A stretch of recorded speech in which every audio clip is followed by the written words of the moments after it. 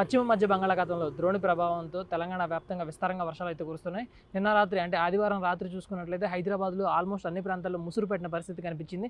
సోమవారం ఉదయం వరకు కూడా చాలా ప్రాంతాల్లో ముసురు పెట్టినట్టు తేలికపాటి నుంచి ఒక మోస్తరు వర్షం అయితే కురవడం జరిగింది. ప్రస్తుతం ఇప్పుడు టైం 10 అవుతుంది. అయితే ఇప్పుడు కూడా ఇప్పుడే తెల్లవారుతున్నట్టు ప్రకృతి అయితే అలా కనిపిస్తుంది. పూర్తిగా మేఘావృతం అయిపోయింది ఆకాశం మొత్తం కూడా. ఇక చూసుకున్నట్లయితే 13వ తారీఖు నుంచి భారీ నుంచి అతి భారీ వర్షాలు పడే అవకాశం ఉందని 16వ తారీఖు వరకు కూడా వాతావరణ శాఖ అయితే హెచ్చరికలు జారీ చేసింది. ఈ నేపథ్యంలో ఆదిలాబాద్, కుమరంభీము, ఆసిఫాబాద్, మంచిర్యాల, జగిత్యాల, కరీంనగర్, పెద్దపల్లి, జయశంకర్, భూపాలపల్లి, ములుగు, నల్గొండ, యాదాద్రి భువనగిరి, మహబూబ్ నగర్, రంగారెడ్డి, హైదరాబాద్ ఇలా మొత్తం మీద కలిపి తెలంగాణ వ్యాప్తంగా విస్తారంగా వర్షాలు పడే అవకాశం ఉందని వాతావరణ శాఖ అయితే చెప్పడం జరిగింది.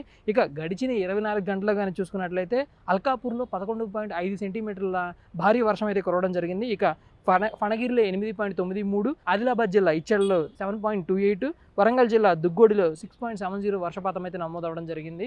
పూర్తిగా చూసుకున్నట్లయితే గత వారం రోజులుగా తెలంగాణ వ్యాప్తంగా విస్తారంగా వర్షాలు కురుస్తూ ఉన్నాయి. చాలా చోట్ల అలుగులు పారుతున్నాయి. ఇటుపక్క శ్రీశైలం చూసుకున్నా, అటుపక్క నాగార్జున సాగర్ చూసుకున్నా కానీ పైనుంచి కురుస్తున్న వర్షాలకి డ్యాములు కూడా వరద ప్రవాహం భారీగానే వస్తుంది. ఈ క్రమంలో నేను తెలంగాణ సీఎం రేవంత్ రెడ్డి కూడా అమీర్పేట, మైత్రివనంలో ఉన్న ఏదైతే మొన్న వర్షం కురిసిన ప్రాంతాల్లో ముంపు ప్రాంతాలు ఏవైతే ఉన్నాయో వాటిలో సీఎం పర్యటించడం జరిగింది. ఆకస్మికంగా ఆయన ఇన్స్పెక్షన్ చేయడం జరిగింది.